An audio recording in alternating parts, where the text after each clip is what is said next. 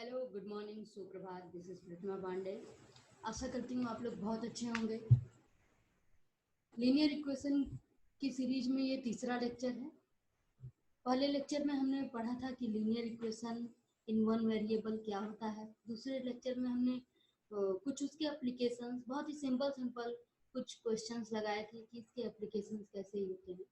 और तीसरे लेक्चर में आज हम एक्सरसाइज 2.2 के कुछ क्वेश्चंस डिस्कस करेंगे। So a lot to know, a lot to discuss, but before we begin मैं आपसे कुछ बात करना चाहती हूँ।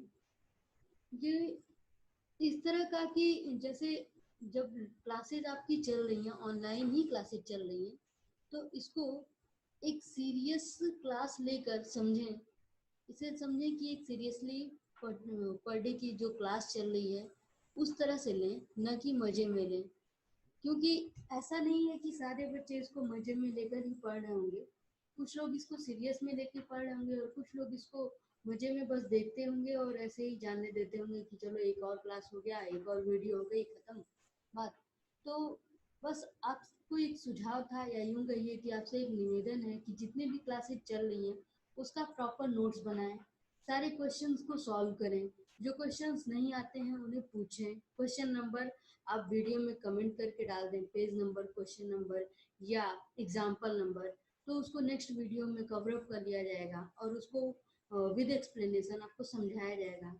तो सीधा सा मतलब ये है कि जितने भी क्लासेस अब तक हुई हैं या आगे जितनी भी क्लासेस हो रही हैं, उसको एक सीरियस क्लास समझकर, कि आपकी क्लास में आपको जैसे समझाया जाता है उस तरह से समझाया जा रहा है। एटलीस्ट मैं अपनी बात करूँ कि मैथ्स की एक सीरियस क्लास आप समझकर उसका नोट्स बनाएं प्रॉपर, और उसको सॉल्व करें, सारे क्वेश्चंस को सॉल्व करें, ताकि जब फिर से स्कूल खुले और आप लोग जब क्लासेस में आए तो गैप ना हो आप लोग के बीच। ऐसा ना हो कि कुछ लोगों ने नोट्स बनाए हैं, कुछ लोग पढ़ लिए हैं और कुछ लोग बस यूं ही देखते गए वीडियो और बस सब कुछ भूल गए हैं। तो वो गैप नहीं होना चाहिए।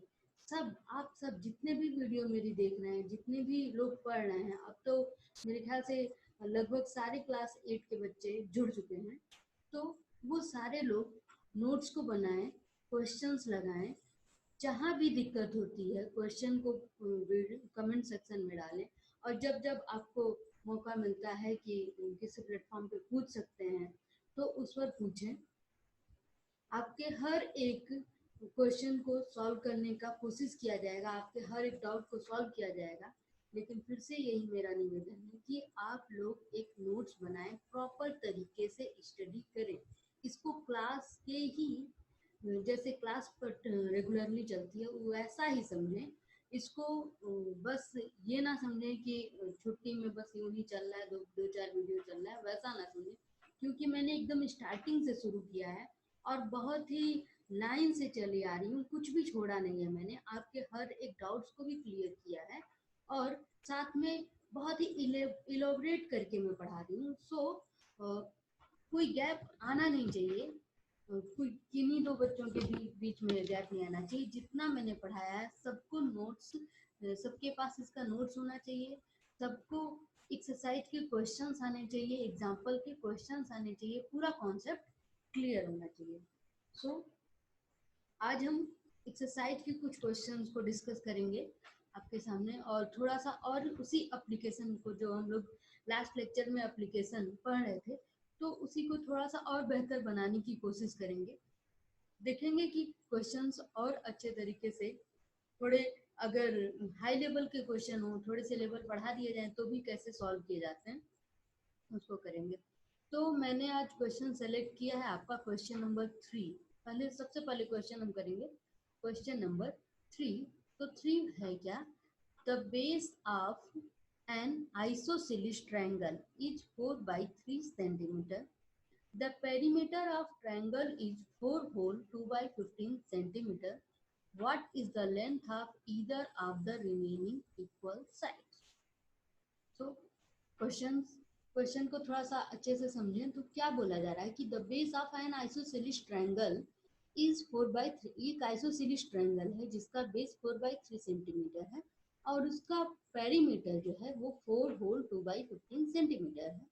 तो what is the length of either of the remaining equal side, इसको समझते हैं। सो दिस इज क्वेश्चन नंबर 3।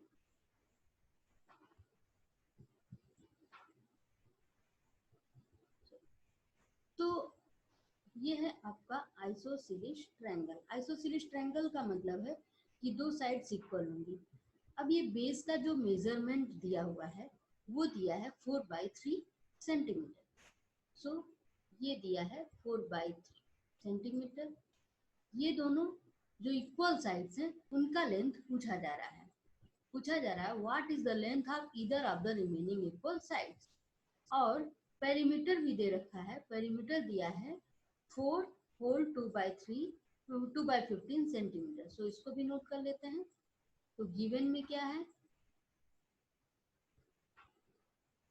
सबसे पहले क्वेश्चन जब आपको सॉल्व करना हो, क्वेश्चन ना भी समझ में आ रहा हो तो उसको 2 बार पढ़िए, 3 बार पढ़िए और उसमें क्या गिवन है और क्या पूछ रहा है उसको फाइंड आउट करने की कोशिश करिए। तो गिवन में सबसे पहले गिवन है length of base.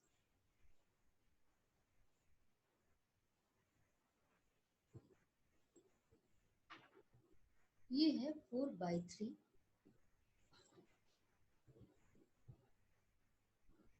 Centimetre. Again है perimeter,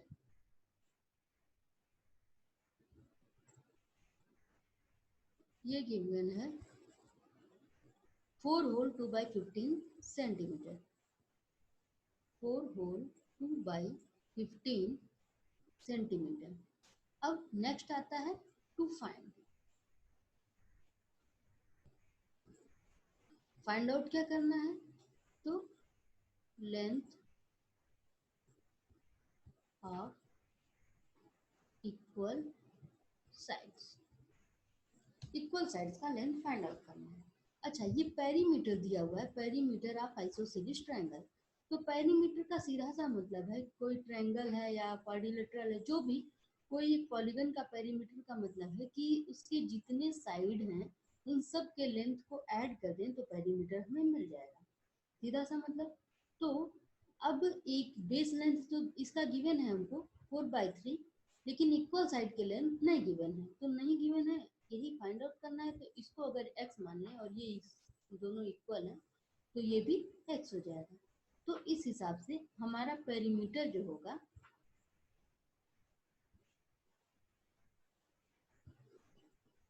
will be equal to x plus 4/3 centimetre. But question में गिवन है पेरीमीटर ये है।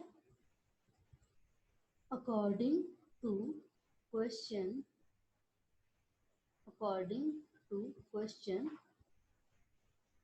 perimeter is equals to 4 whole 2/15 centimetre. तो ये भी पेरीमीटर है, ये भी पेरीमीटर है, ये भी पेरीमीटर है, सेमी ट्रायंगल के, इसका मतलब ये दोनों इक्वल होंगे। therefore x plus 4/3 will be equal to 4 whole 2/15. Now x plus x will be 2x plus 4/3 is equals to 4, ये हो जाएगा 62/15। अगेन जैसे सॉल्व करते हैं इक्वेशन, 4/3 दोनों साइड सब्ट्रैक्ट करेंगे। तो अब मैं थोड़ा सा डायरेक्ट एक स्टेप हटा के लिख रही हूँ। यहाँ 4/3 में लिखूंगी नहीं कि मैं सब्ट्रैक्ट करूँ, यहाँ पर इस साइड में डायरेक्ट ही खत्म कर दूंगी। तो ये हो गया 2x is equal to 62/15 minus 4/3। So 2x is equal to 62 by sorry, ये हो गया 15, 62 माइनस ये हो जाएगा 20। So 2x is equal to 42/15। So x is equal to 21/15। और 3 7 जा 3 5 जा x is equal to 7/5, x is equal to 1/2/5 centimetre. तो ये हमारा आ गया आइसोसेलेस साइड के रिमेनिंग साइड का लेंथ। ये x की वैल्यू आ गई 1/2/5। आई होप ये चीज आपको क्लियर हो गया होगा। आप चाहें तो इक्वेशन में x की वैल्यू डालकर चेक कर सकते हैं, जैसा आप तक हम लोग सारे इक्वेशन में चेक करते आए हैं। This is answer. Now let us move to another question. Next question हम सॉल्व कर लेते हैं।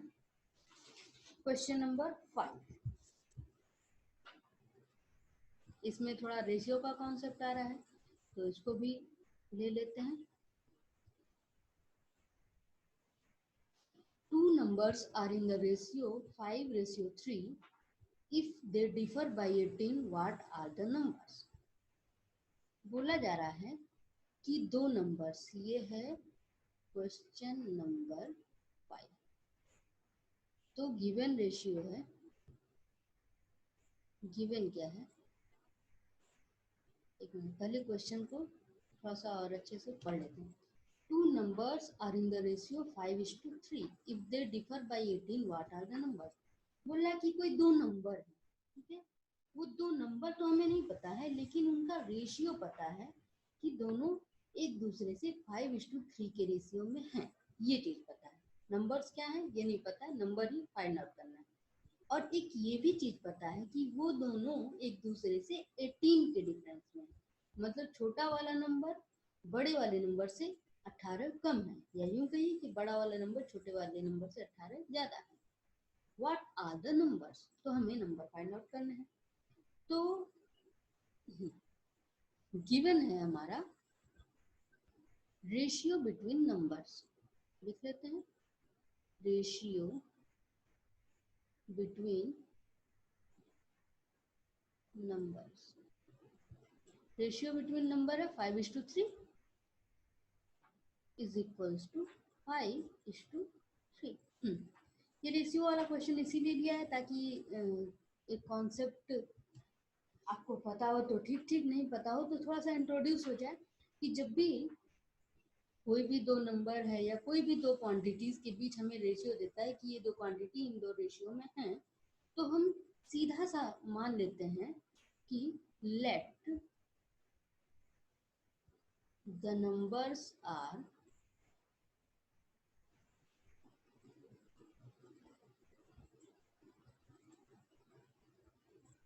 एक 5x है और दूसरा है 3x। रेशियो देने का मतलब ही है कि कोई एक फिक्स नंबर होगा x, उसका ये 5th मल्टीपल है और ये 3rd मल्टीपल है, ठीक। सीधा सा मतलब है 5x है, तो इसलिए हमने मान लिया कि एक नंबर है 5x, दूसरा नंबर है 3x। अब ये पता है कि जो ये 5x है ये बड़ा है, 3x छोटा है। तो दूसरा जो कंडीशन गिवन है कि डिफरेंस रेशियो में, पहला गिवन था रेशियो, दूसरा गिवन है हमारा कि difference between numbers.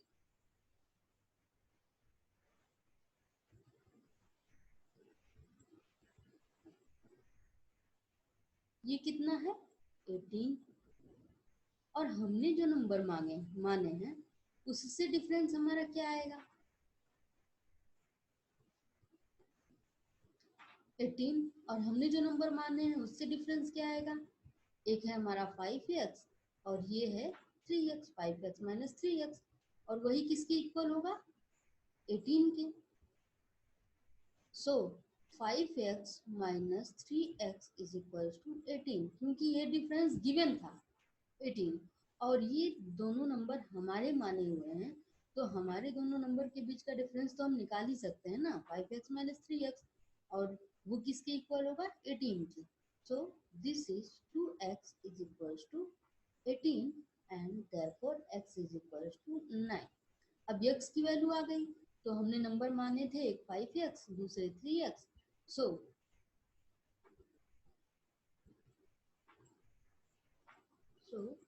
the numbers are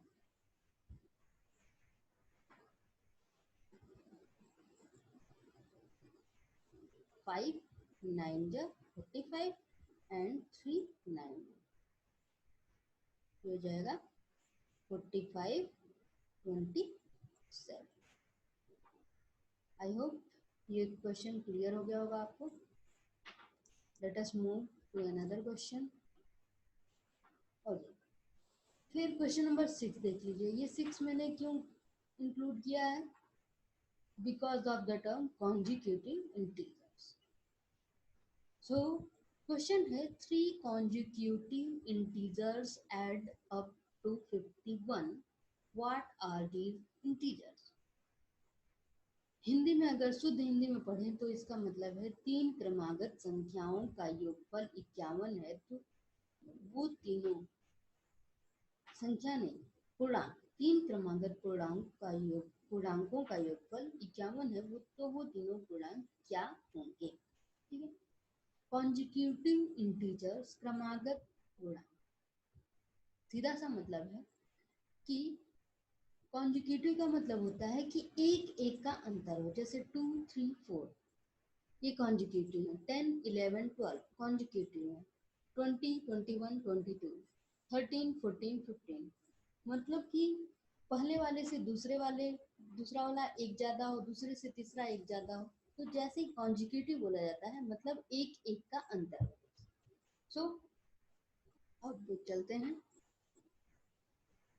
तो सबसे पहले बोला गया 3 consecutive integers add up to 51. तो सबसे पहले हम 3 कॉन्जिक्यूटिव इंटीजर्स ही कुछ मान लें. This was question number 6. सो यहाँ पर let the consecutive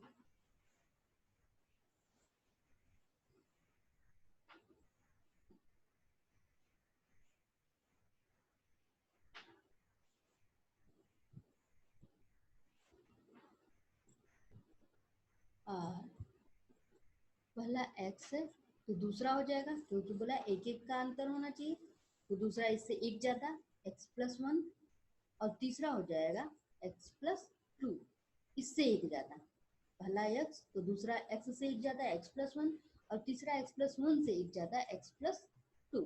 let the consecutive integers are x, x+1, x+2. अब यहाँ पर दिया है since गिवन है कि इनका जो एड अप टू 51.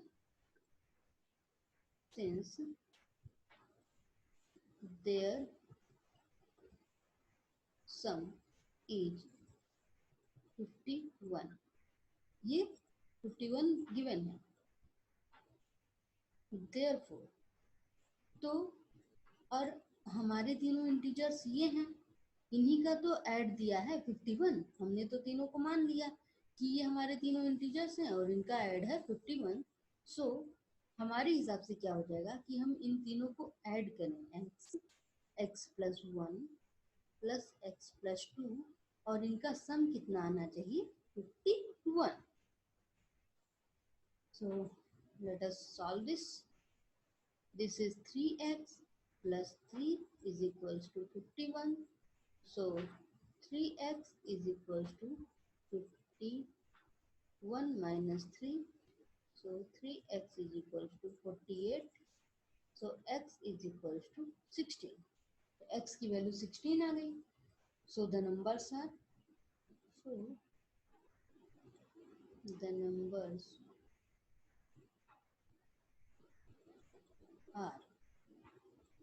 क्या हो जाएगा? x, x+1, x+2 है. x की जगह आ जाएगा 16, 17 and 8. आई होप ये क्लियर हो गया होगा आपको. Next question. नेक्स्ट हम इंक्लूड करते हैं क्वेश्चन नंबर 7. 7 भी कुछ इसी वजह से इंक्लूड किया गया है। ये वजह देख लीजिए, यहाँ पर था 6 में था कॉन्जिक्यूटिव इंटीजर्स, और यहाँ पर क्या है, the sum of 3 consecutive multiples of 8 is 888, find the multiples. यहाँ पर थोड़ा सा अलग कर दिया गया है, वहाँ ऊपर था कॉन्जिक्यूटिव इंटीजर्स और यहाँ पर है कॉन्जिक्यूटिव मल्टीपल्स। अंतर बस इतना है कि ये एक एक ज्यादा थे, आपस में इनमें एक एक का डिफरेंस था, और इसमें जब मल्टीपल किया जाएगा, जिसका मल्टीपल यहाँ पर 8 का मल्टीपल किया जा रहा है, the sum of 3 consecutive multiples of 8, तो इसका मतलब अब जो है इनमें जो डिफरेंस होगा वो 8 का होगा, 8 का डिफरेंस होगा, 8 का अंतर होगा। कैसे देख लीजिए, जैसे कॉन्जिक्यूटिव मल्टीपल्स ऑफ 8 ऐसे सिंपल लेते हैं, तो अगर एक नंबर, पहला नंबर 8 है तो इसका सेकंड कॉन्जिक्यूटिव मल्टीपल क्या होगा, 16 होगा, थर्ड क्या होगा, 24 होगा। तो देखिए तीन सब में कितने का अंतर है, 8 का अंतर है, 8 का अंतर है, ठीक है। अगर पहला लेते हैं 32, तो दूसरा क्या होगा, 40 होगा, तीसरा होगा 48 होगा। कॉन्जिक्यूटिव मल्टीपल्स, कॉन्जिक्यूटिव मल्टीपल्स मतलब 8 के ही टेबल में अगर 8 4 जा 32 आ रहा है, तो 8 5 जा आए, फिर 8 6 जा आए, 8 1 जा, देन 8 2 जा, देन 8 3 जा। तो इसको दो तरीके से समझ सकते हैं। कॉन्जिक्यूटिव मल्टीपल्स आपको लिखना है, अगर 8 का मल्टीपल सपोज लिखना है, जैसा कि क्वेश्चन में दिया है, तो आप सिंपल सा लिख सकते हैं। पहला नंबर अगर x है, देखिए 8 8 का डिफरेंस है, तो दूसरा नंबर होगा x प्लस 8, और तीसरा नंबर होगा x प्लस 16। ओके, या एक तो ये तरीका अपना सकते हैं, दूसरा 8 के मल्टीपल्स हैं, तो आप इसको ऐसे लिख सकते हो, पहला नंबर 8x होगा, दूसरा नंबर 8x प्लस 1 होगा, और तीसरा नंबर 8x प्लस 2 होगा। ये वाला कॉन्सेप्ट समझो कि दो दो कॉन्सेप्ट से मैंने कॉन्जिक्यूटिव मल्टीपल्स बताया। पहला कॉन्सेप्ट क्या कि कॉन्जिक्यूटिव मल्टीपल्स के जो बीच का डिफरेंस होगा वो 8 8 का होगा। अगर 8 की कॉन्जिक्यूटिव मल्टीपल्स की बात कर रहे हैं तो बीच का डिफरेंस 8 8 होगा, वो डिफरेंस को यहाँ पर यूज किया। तो पहला x, देन दूसरा x प्लस 8, तीसरा x प्लस 16। दूसरा कॉन्सेप्ट इस तरीके से समझ सकते हो, दोनों सेम चीजें हैं। दूसरा कॉन्सेप्ट इस तरीके से समझ सकते हो कि अब अगर ये 8 का फोर्थ मल्टीपल है, 8 4 जा 32 आ रहा है, तो ये फिफ्थ मल्टीपल होगा, 8 5 जा, एंड ये सिक्स्थ मल्टीपल होगा। तो अब यहाँ पे 8 का मल्टीपल ये फोर्थ है, ये फिफ्थ है, और ये है सिक्स्थ। तो अब फोर्थ फिफ्थ और सिक्स्थ में देखें तो ये कॉन्जिक्यूटिव्स हैं, ये कॉन्जिक्यूटिव नंबर्स हैं 4 5 6।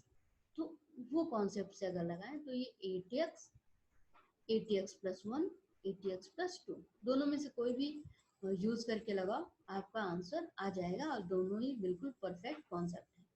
ओके, सो मैं इसको यूज कर ले रही हूँ, आप इसको यूज करके भी लगा सकते हो, लगा लेना। Okay, now let us move again to the question. The sum of 3 consecutive multiples of 8 is 888। Okay, तो गिवन है कि इनका जो सम है, ये सम गिवन है 888। सो ये जो कॉन्जिक्यूटिव मल्टीपल्स हमने लिए हैं, इनका सम x plus x plus 8 plus x plus 16 will be 888। Now let us move. This will be x plus x plus x 3x, and this is 24 is equals to 888. So 3x is equals to 888 minus 24. So 3x is equals to This is for 864. So x is equals to 864 by 3. So x is equals to 3 to the 6, 3 8 ja 24, 3 8 ja 24, 288. So x is 288. Then second number x plus 8 will be 288 plus 288 plus 8. This will be equal to 296. And third number x plus 16 will be 288 plus 16. This will be 304. So our numbers are 288, 296, 304. आप चाहो तो check कर सकते हो, ये तीनों 8 से divisible है। और उसको ऐसे भी अगर 8 से देखें तो ये हो जाएगा 8 3 जा 24 और 8 6 जा 48। ये 36 मल्टीपल है। ये 8 3 जा 24 और 8 7 जा 56, ये 37th मल्टीपल है। फिर से ये 8 3 जा 24 और 8 8 जा 64, ये 38th मल्टीपल है। तो जैसा मैं पहले ऊपर बता रही थी कि मल्टीपल्स जो कॉन्जिक्यूटिव मल्टीपल्स हैं उसको किसी भी कॉन्सेप्ट, तो ये 36वां, ये 37वां और ये 38वां मल्टीपल है। आई होप ये चीज क्लियर हो गई होगी आपको। Next let us move to the another question. Question number, now let us move to question number 9. Okay, 8 भी कॉन्जुगेटिव इंटीजर्स वाला है इसलिए मैंने इसको छोड़ दिया है। हम आते हैं क्वेश्चन नंबर 9 पे। क्वेश्चन नंबर 9 भी देख के आपको समझ में आ रहा होगा कि क्यों मैंने लिया, क्योंकि इस तरह का क्वेश्चन अभी तक डिस्कस नहीं किया था मैंने। किस तरह का question? Age related question. So let us discuss. The age of Rahul and Haroon are in the ratio 5:7। Ratio वाले क्वेश्चन डिस्कस कर चुके हैं, तो वो कॉन्सेप्ट ध्यान में रखिएगा। अब हम यहाँ पर मेन फोकस करेंगे एज पे। The age of Rahul and Haroon are in the ratio 5:7। 4 years later the sum of their ages will be 56 years. What are their present ages? तो बोल रहा है कि राहुल और हरून दो लोग हैं, उनकी एजेस का जो रेशियो है वो 5:7 है। अभी प्रेजेंट की बात कर रहा है।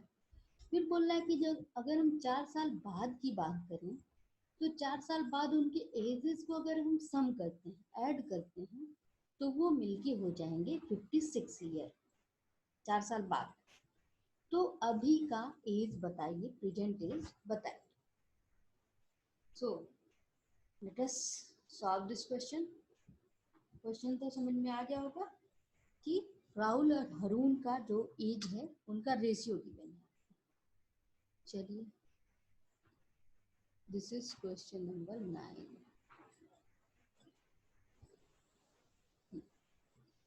तो जब रेशियो गिवन है तो पहले लिख ही लेते हैं। गिवन, गिवन में क्या है? रेशियो, ये आर है भाई, बी आर चोपड़ा का भी नहीं है। Ratio of Rahul ages of Rahul and Haroon. Ratio of Rahul and ages of Rahul and Haroon, ये कितना है? 5:7। तो हम इसके पहले यूज कर चुके हैं कि जब भी रेशियो गिवन होगा तो हम नंबर्स सीधे मान लेंगे। सो लेट देयर, ये इतनी गंदी जो राइटिंग मेरी इस पे बन रही है, एक्चुअली मेरी इतनी गंदी राइटिंग है नहीं। So don't confuse with my writing. So let their ages be 5x and 7x ये प्रेजेंट की है। ठीक, अब क्या 4 इयर्स लेटर की बात की जा रही थी, 4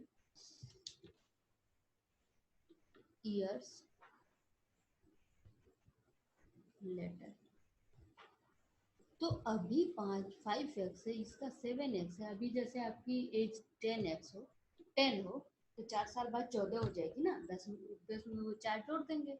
अगर अभी 20 हो तो 4 साल बाद 24 हो जाएगी। तो ऐसे इसकी 5x है, तो 4 साल बाद इनके एजेस क्या हो जाएंगे, ये हो जाएगा 5x प्लस 4 और ये हो जाएगा 7x plus 4। Well, I should write the proper sentence, so would like to delete it.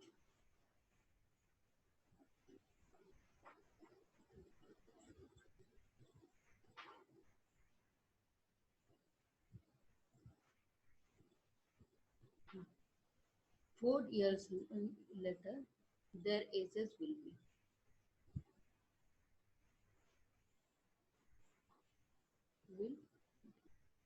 क्या हो जाएंगे 5x plus 4 and 7x plus 4। ठीक है, अब अकॉर्डिंग टू क्वेश्चन क्या बोल रहा है कि जो इनका सम है 4 साल बाद इनके एजेज का जो सम हो जाएगा 56 ईयर्स हो जाएगा।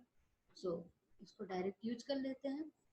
तो this plus this will be 56, 5x plus 4 plus 7x plus 4 will be equal to 56. So 5 plus 7, 12x plus 8 is 56.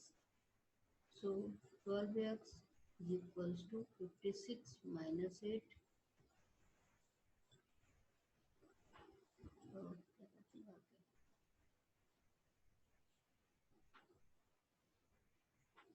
So x 12x is equals to, this is 48. So x is equals to 48 by 12 and 12 x is equals to 4, x 4 आ गया। So the edges, अब यहाँ पर हम direct edges निकाल सकते हैं। सो edges of, या यूं कहें एज ऑफ राहुल, ये क्या हो जाएगा 5 इंटू 4, 5x था, 5 into 4 is equals to 20 and as,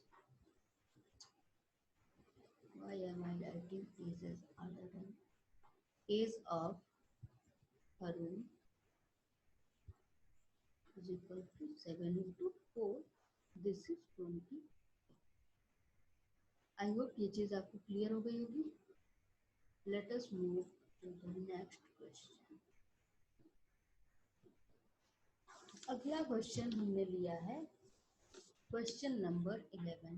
ये भी एज से ही रिलेटेड है, थोड़ा सा ट्विस्ट लगा मुझे, तो मुझे लगा थोड़ा सा एज का एक और क्वेश्चन हो जाएगा और थोड़ा ट्विस्टिंग भी आपको समझ में आने लगेगी। 3 लोगों को भी डाल रखा है, यहाँ पर 2 ही लोग थे, सीधा सा क्वेश्चन था कि एज का रेशियो दिया था। सो let us discuss this question. देखिए नाम तो बड़ा ही खूबसूरत सा है, जो कि मैं जो भी प्रोनाउंस करूँगी आप उसको समझ लीजिएगा।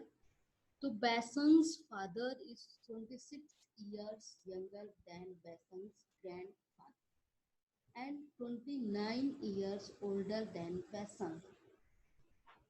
The sum of the ages of all the three is 135 years.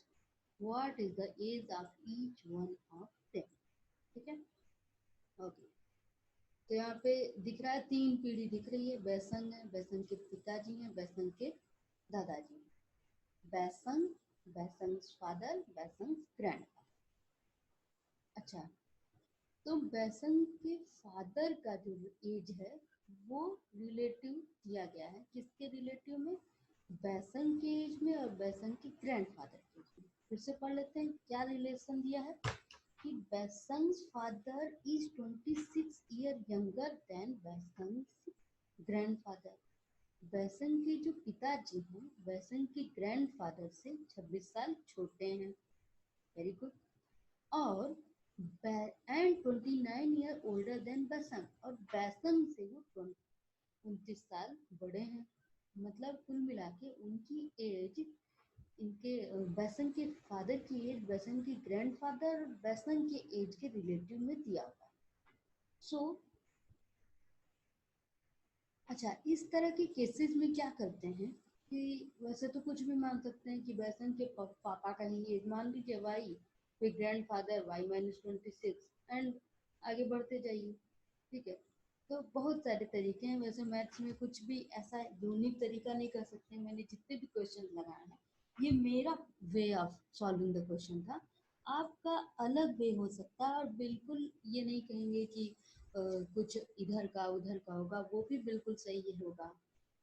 बहुत सारे तरीके हैं। सो इसको एक तरीका ये है कि क्योंकि बैसन सबसे छोटा होगा, ऑब्वियस सी बात है, बैसन है फिर बैसन के पापा हैं फिर बैसन के दादाजी हैं, तो बैसन सबसे छोटा होगा, उसके बाद उसके फादर आएंगे, उसके बाद उसके ग्रैंडफादर आएंगे। तो अगर हम बैसन की एज मान लें एक्स, बैसन की एज मान लेते हैं एक्स, तो फिर क्वेश्चन में गिवन है कि बैसन के पिताजी जो हैं बैसन से 29 साल के बड़े हैं यहाँ, एंड 29 ईयर्स ओल्डर देन बैसन, ये इन्हीं की बात की जा रही है। बैसन father is 29 years older than बैसन।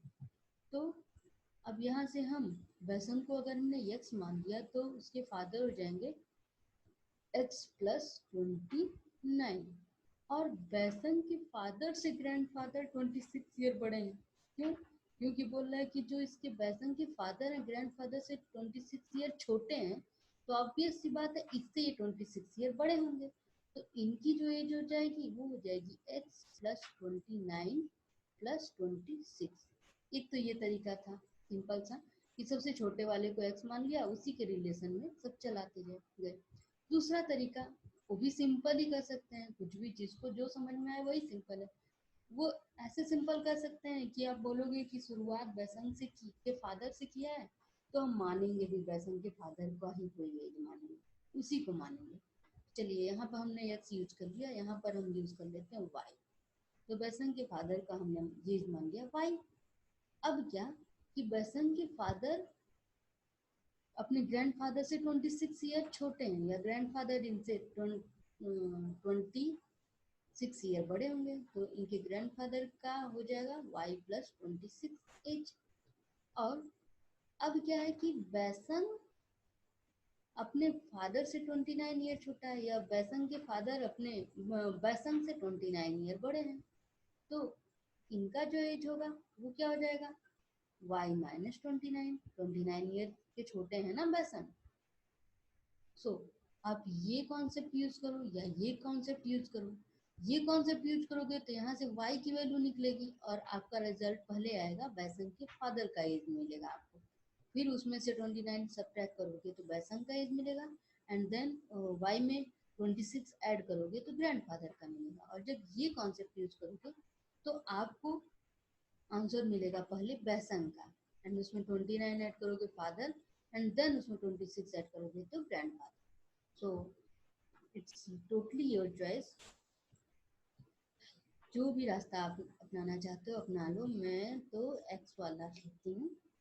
और बोला क्या है कि इन तीनों के एज का अगर हम सम कर दें तो 135 ईयर्स हो जाएगा। So X plus 29 plus X plus 29 plus 26 is equals to 135. So this is 3x plus ये हो जाएगा 15 9 6 15 15 9 24 2 2 4 4 2 6 1 7 74 is equal to 135. So 3x is equal to 135 minus 74.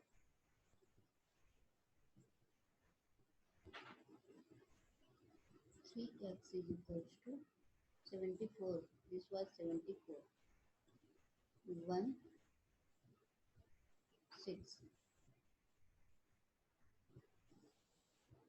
If the sum is correct, just let me check. What was the sum? Oh no. 2 to 4 to 6, 6 to 8. This is 8, 84, and so this is also 84. So this is